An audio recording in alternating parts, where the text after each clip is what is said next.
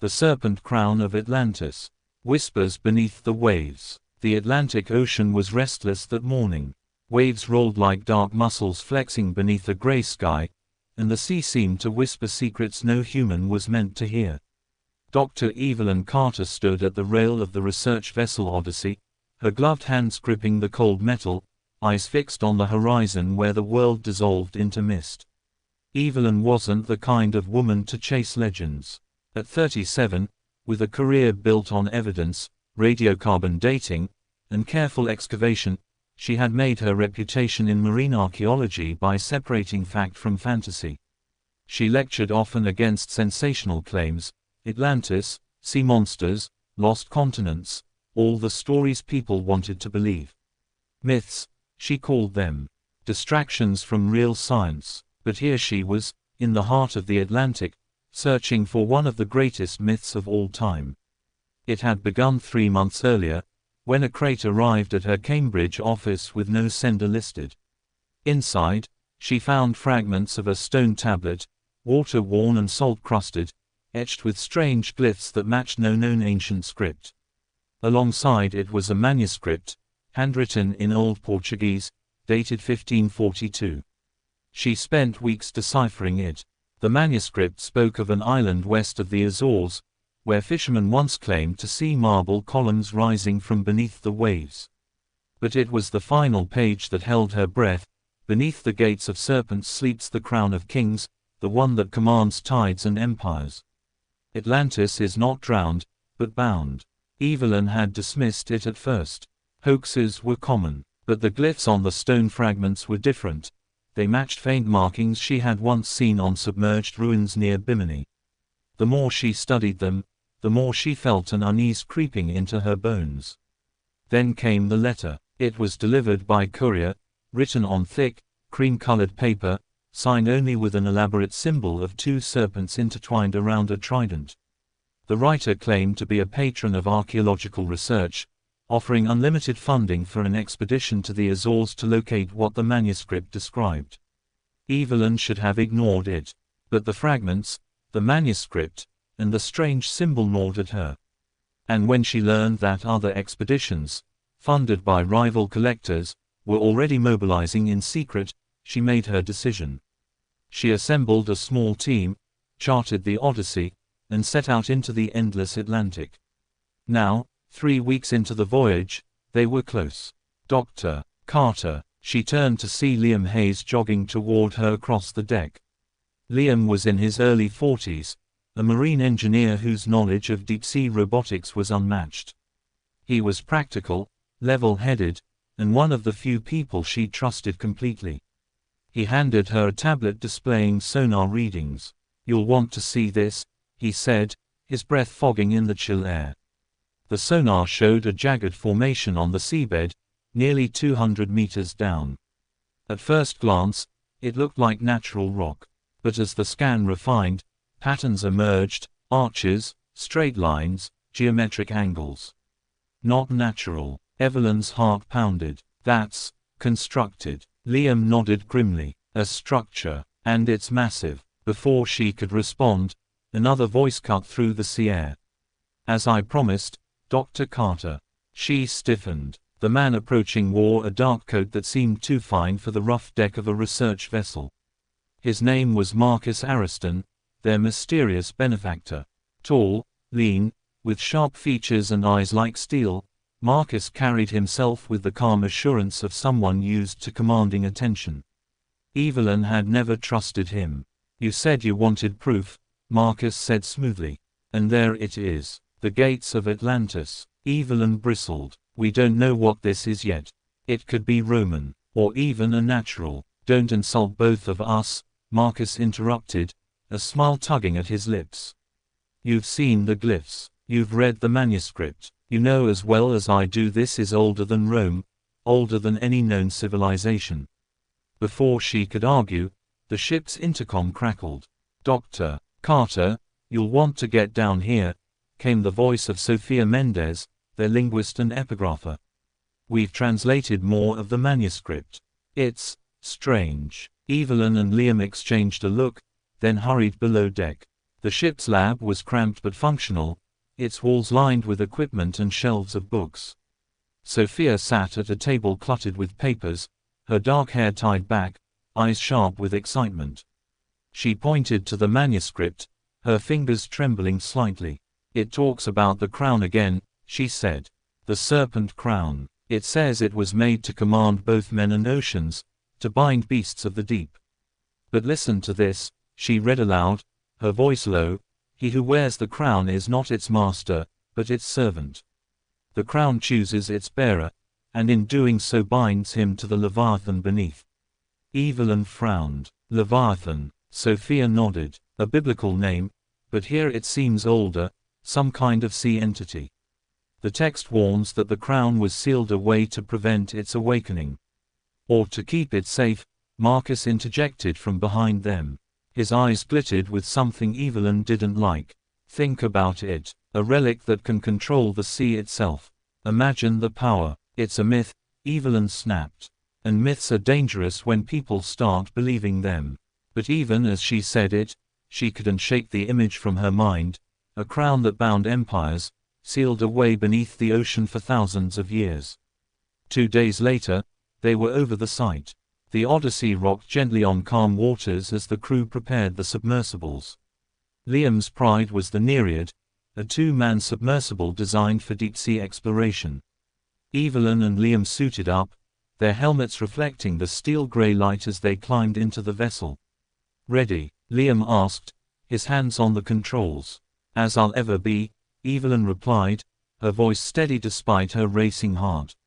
The Nereid slipped into the water, and the ocean swallowed them whole. Darkness pressed against the glass dome, broken only by the glow of their floodlights. Fish darted like silver arrows, vanishing into the abyss.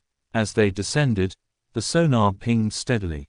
At 100 meters, the seabed loomed, a jagged landscape of stone and coral. And then, the light swept across something impossible. A colossal stone archway rose from the seabed, half buried in sand and coral. Serpents coiled along its surface, their scales etched in exquisite detail, their eyes glittering faintly as if alive. Beyond the arch stretched a corridor of crumbled walls and toppled pillars, vanishing into darkness. "My God," Evelyn whispered. Liam adjusted the lights. That's not natural. This is a city." The comm crackled. Marcus's voice came through, smug and eager. "The gates of serpents. Do you believe me now, Dr. Carter?" Evelyn ignored him. She leaned closer to the glass, her breath fogging. The glyphs on the arch were the same as the fragments she had studied, only here, they glowed faintly with a strange luminescence. "It's Atlantean," she murmured.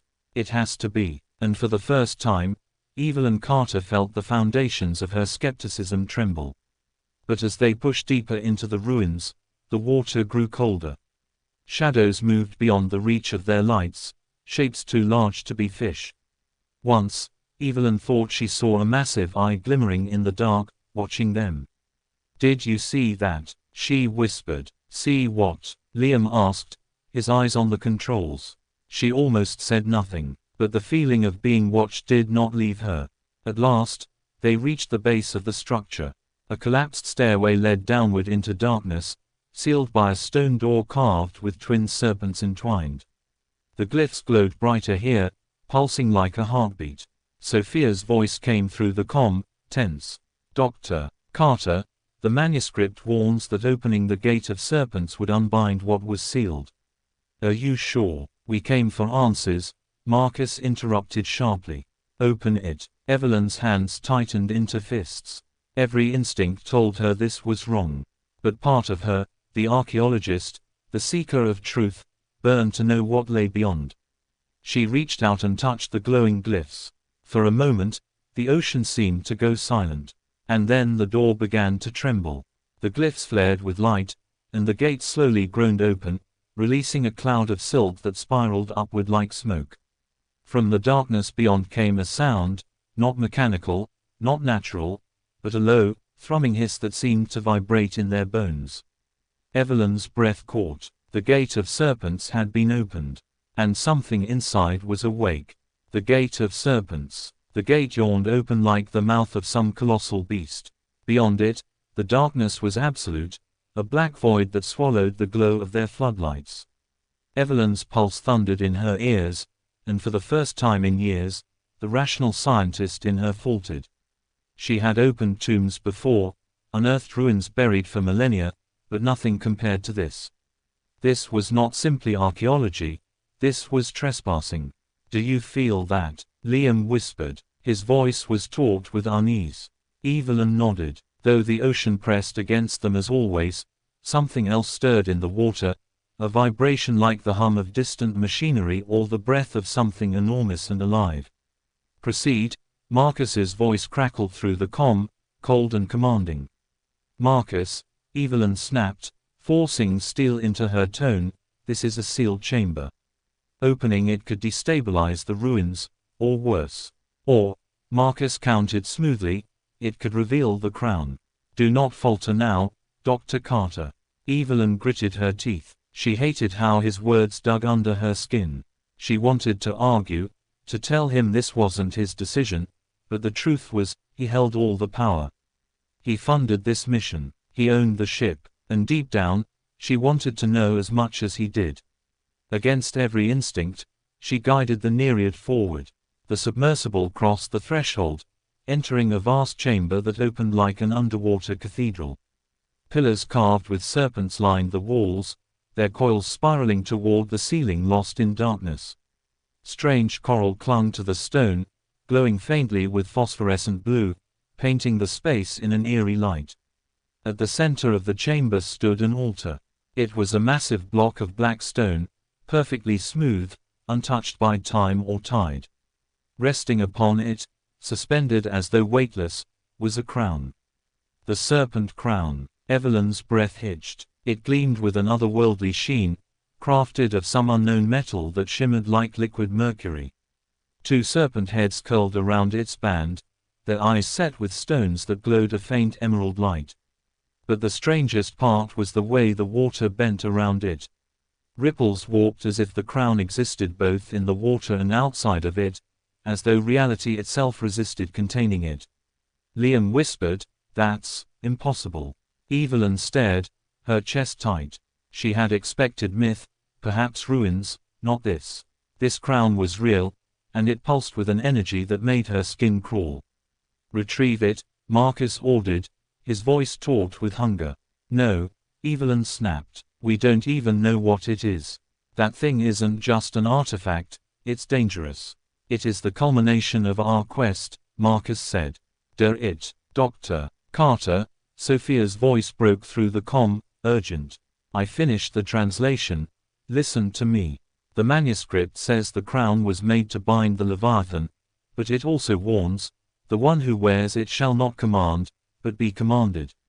The crown enslaves its bearer to the beast." Evelyn's blood ran cold, but Marcus only laughed. "Prophecies. Superstitions. Do you really intend to let a fable stop us from holding the most powerful relic of antiquity?" Liam shot Evelyn a look. His eyes said what his lips didn't. "If we take that crown, something terrible will happen."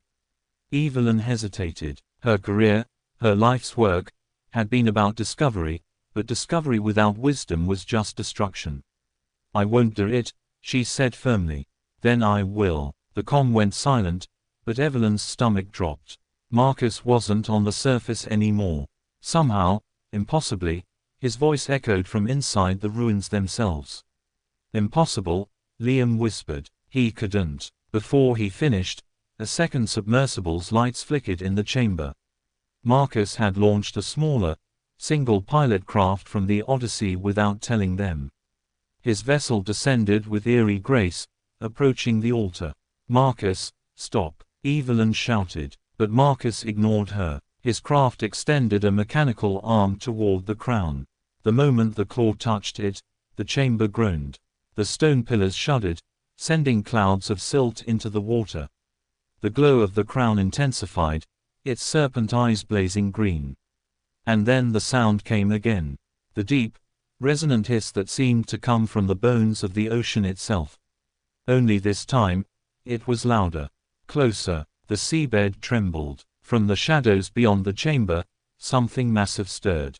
Evelyn's floodlights flickered across a shape, a coil thicker than the hull of the Nereid, sliding along the seabed with a terrible grace. Another coil followed, and then an eye opened in the dark. It was vast, unblinking, and filled with an ancient intelligence that made Evelyn's soul freeze.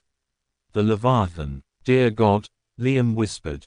The serpent moved, and the ruins shook as if the ocean itself obeyed its will. Marcus's sub gripped the crown, wrenching it from the altar. As it lifted free, the Leviathan roared.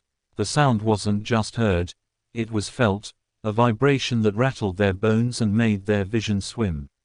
"Marcus, put it back," Evelyn screamed, but Marcus only laughed, his voice echoing through the comm with a manic edge. "At last, the serpent crown is mine." The crown's glow surged, and Marcus's sub shuddered. The water twisted unnaturally around it, as if pulled by invisible tides. For a moment, Marcus cried out, not in triumph, but in pain. His voice broke, strained, as though something else spoke through him. And then, silence. The crown pulsed, and the Leviathan's eye locked on the submersibles. Evelyn felt it, not just its gaze, but its will. The beast wasn't simply looking. It was choosing. The water around them swirled violently, currents dragging them toward the massive coils. Evelyn fought the controls, but the Nereid spun helplessly in the vortex. "We have to surface," Liam shouted, but Evelyn knew it was too late for that. The Leviathan had been bound for millennia. Now, it was awake. Above, on the Odyssey, alarms blared. The crew scrambled as the sea began to churn. Waves rose in unnatural patterns, spiraling outward from the ruins below. Sophia clutched the manuscript to her chest, her face pale with fear. She whispered the final line of the translation aloud, her voice shaking. "And when the crown is lifted, the sea shall rise, and no man shall escape the serpent's embrace." The Odyssey rocked violently as a wall of water surged toward it. The sea had awakened, and the serpent crown had found its bearer. The awakening. The sea had become a living thing. The chamber shuddered as if the ocean itself convulsed, currents surging in violent spirals. Evelyn clutched the controls of the Nereid, struggling against the torrent. Liam fought beside her, his face pale in the green glow emanating from Marcus's submersible. The crown burned with light now, pulsing in rhythm with the beat of the Leviathan's movements. The serpent's eye, vast as a ship's hull, remained fixed upon Marcus. "Marcus, listen to me," Evelyn cried through the comm, her voice raw. "That thing isn't yours to command, it's controlling you." For a moment, his voice answered, distorted and strange.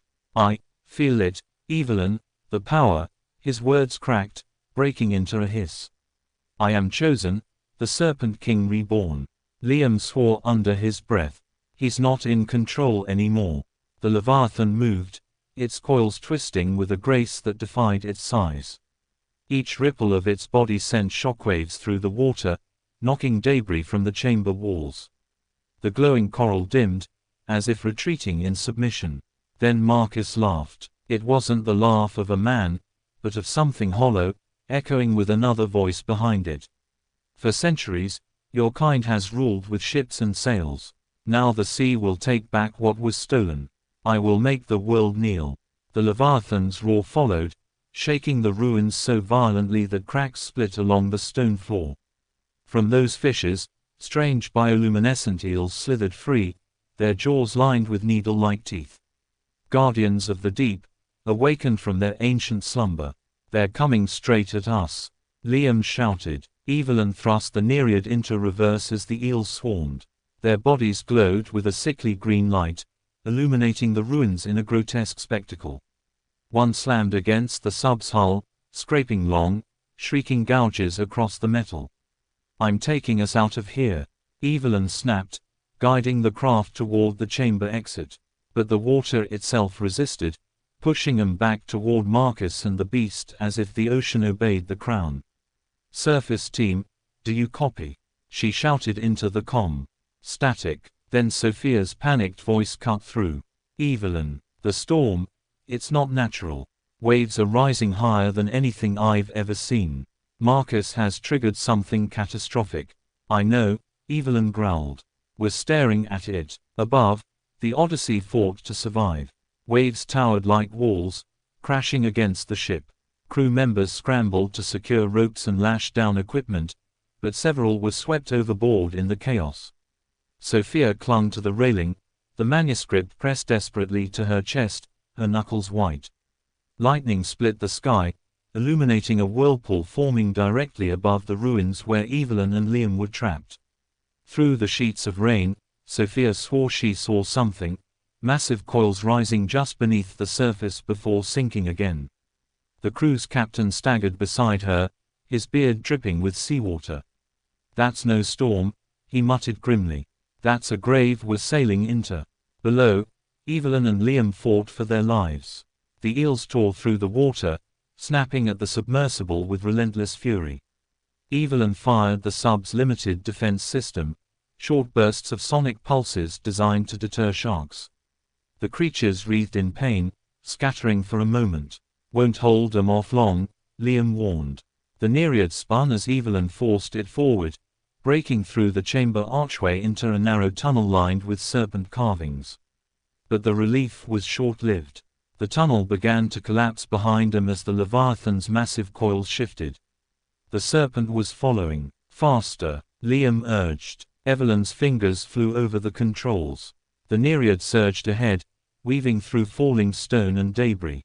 For a moment, she dared to believe they might escape, until the tunnel opened into another chamber. This one dwarfed the first. It was an amphitheater of stone, with tiers rising in concentric circles like an arena.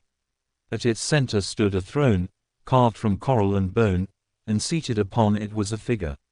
Or rather, what remained of one. It was a skeleton, clad in rusted armor, its skull crowned with jagged coral where a headpiece had once rested. Around its neck was a chain that dangled into the abyss below, heavy links disappearing into darkness. Evelyn's blood chilled. The murals hadn't been exaggerations. The Atlantean kings had bound the Leviathan, but it had cost them their lives. Marcus's sub drifted into the chamber after them, the crown glowing brighter now, its serpent's eyes blazing like emerald suns. He guided his craft toward the throne, reverence in every movement. "Do you see?" His voice boomed, carrying a resonance that was no longer human. "This was always meant to be mine. The kings of old were weak, but I will finish what they could not." Evelyn's voice broke with fury. "You're insane. That crown isn't granting you power, it's using you as a puppet."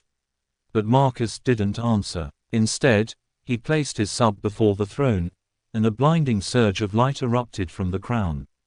The skeletal king's eyes flared with sudden green fire. The chains rattled, and the abyss answered. From below, the Leviathan surged upward, its massive head breaching the chamber.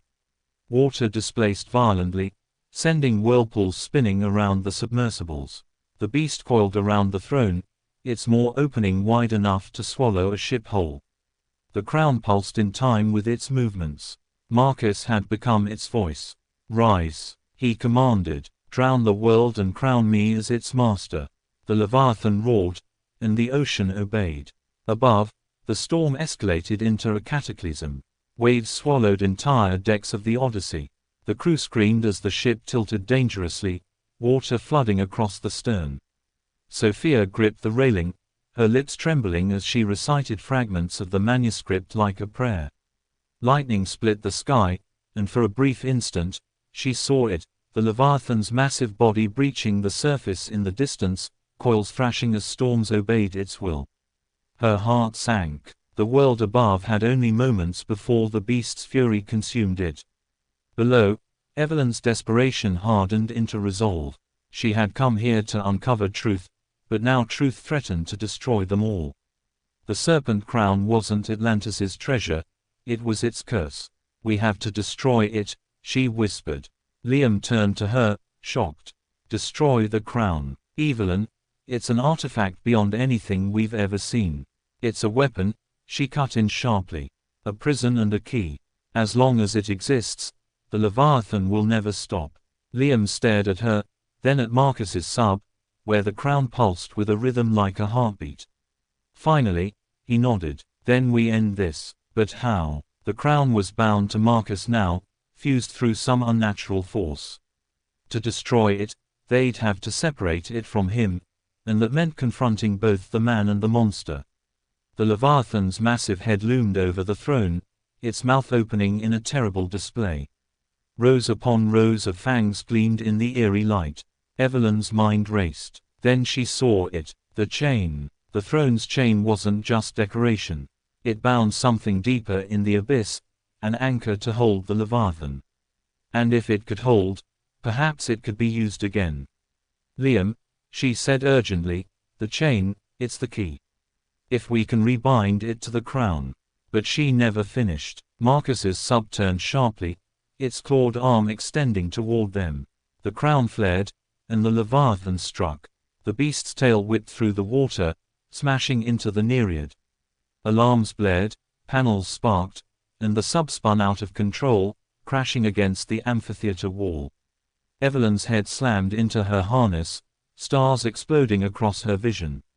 Evelyn, Liam shouted, gripping her shoulder. Stay with me. Through blurred vision, she saw Marcus's sub closing in, the crown's light so bright it seared her eyes. The Serpent King had risen, and the final act had begun. The fall of the Serpent King. The Nereid groaned under the weight of the Leviathan's strike. Metal screamed, alarms wailed, and seawater hissed through fractured seams. Evelyn fought the controls, her head still reeling from the impact. Liam pressed his shoulder against a sparking panel, trying to stabilize the craft as warning lights flashed red across the cockpit. Systems are failing, he shouted. Through the cracked viewport, the amphitheater was chaos. The Leviathan's coils slithered across the stone tiers, crushing pillars as if they were twigs. The throne chamber, once a monument of Atlantean power, now looked like the beating heart of the ocean's fury. Marcus hovered before them in his sub, the crown's light blinding. His face appeared through the viewport, distorted by the water but unmistakably transformed. His eyes glowed with an eerie serpent green, his features sharp, twisted, and cruel. You cannot fight destiny, his voice thundered across the comms, layered with something ancient. Atlantis fell because it denied the crown. But I will rise because I embraced it. The Leviathan roared, a sound that shook the very seabed. The ocean surged in obedience, and above, the storm grew darker still. On the surface, the Odyssey was on the brink of ruin. Waves towered like mountains, smashing against the decks. Crew members clung to what they could, some vanishing into the black water with each crashing swell. Sophia gripped the manuscript with shaking hands. She was soaked, freezing, but she read through the storm, passages of Atlantean chants, words that seemed to hum with power even through the crackle of thunder. One phrase repeated again and again, etched in curling glyphs. She whispered it, then screamed it into the storm. For a moment, just a heartbeat, the waves stilled, as if the ocean listened. Below, Evelyn's mind raced. Marcus was too far gone, fused to the crown. Destroying him would mean destroying the artifact. Unless, her eyes darted back to the massive chain anchored to the throne. If she could bind the crown to it, the Leviathan might be forced back into the abyss. Liam, she gasped, her voice fierce despite the chaos. The chain, it concealed the crown again. But we'll need to get close. Liam followed her gaze, his face pale but determined. Then let's end this. The Nereid limped forward, its thrusters coughing sparks. Evelyn steered them toward the throne as Marcus advanced, claws of his sub glowing with the crown's energy.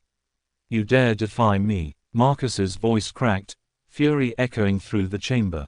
You are insects before gods. The Leviathan lunged, jaws opening wide. Evelyn wrenched the Nereid downward, the beast's teeth scraping above them in a shower of bubbles and stone. The force ripped away what was left of their outer plating. Water gushed in, spraying across their faces. We don't have long, Liam cried, grabbing a rebreather mask. Evelyn's eyes narrowed. We only need one chance. Sophia's voice carried across the storm. She shouted the words of the manuscript, louder, stronger, her voice cutting through the thunder. The storm buckled, waves freezing mid-rise as if arrested by an unseen hand. Then a light, a pale blue glow, spread across the sky. The storm's fury hesitated. The words worked. The crown's power faltered. Marcus faltered too. His glowing eyes flickered as Sophia's chant bled into the depths.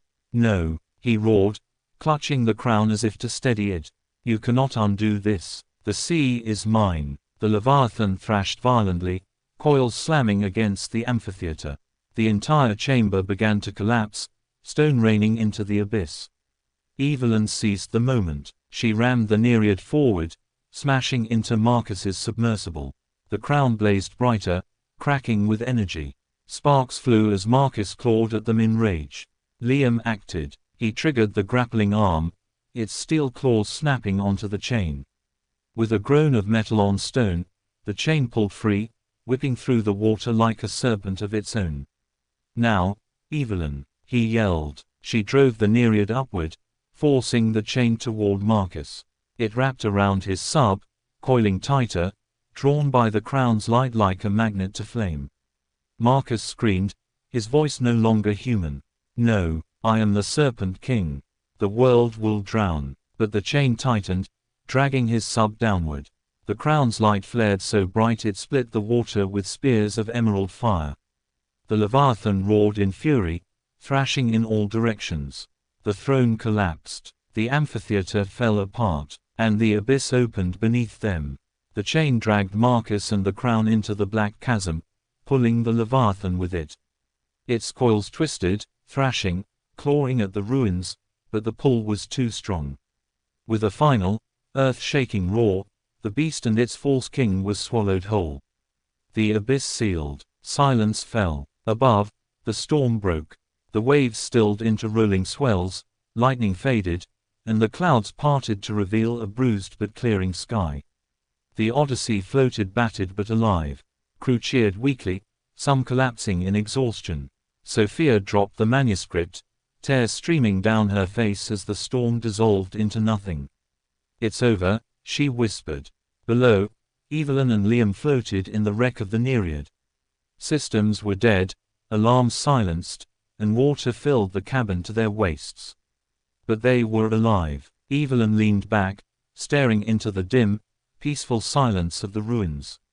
"Atlantis didn't fall because of arrogance," she murmured, her voice weary. "It fell because it tried to control something no one was meant to wield." Liam managed a tired smile. "And now it's back where it belongs." They shared a long, exhausted silence, broken only by the soft creaks of the ocean around them. Finally, Liam reached for the emergency beacon. "Let's go home." Epilogue. Weeks later, back on land, Evelyn stood at a museum podium. The crowd expected treasure, relics, proof of Atlantis. But she offered only her words. "Not all truths are meant to be unearthed," she told them. "Some are meant to remain in the depths, not as secrets, but as warnings." She paused, staring at the horizon beyond the windows. "And if you listen closely, sometimes, you can still hear the ocean whispering those warnings back." The audience clapped politely, unaware of the storms she had faced. Only Evelyn, Liam, and Sophia would forever know the true weight of what had been lost, and what had been saved. Far beneath the sea, in the darkness of the abyss, a faint green glow flickered once. Then faded. The crown was gone, or waiting.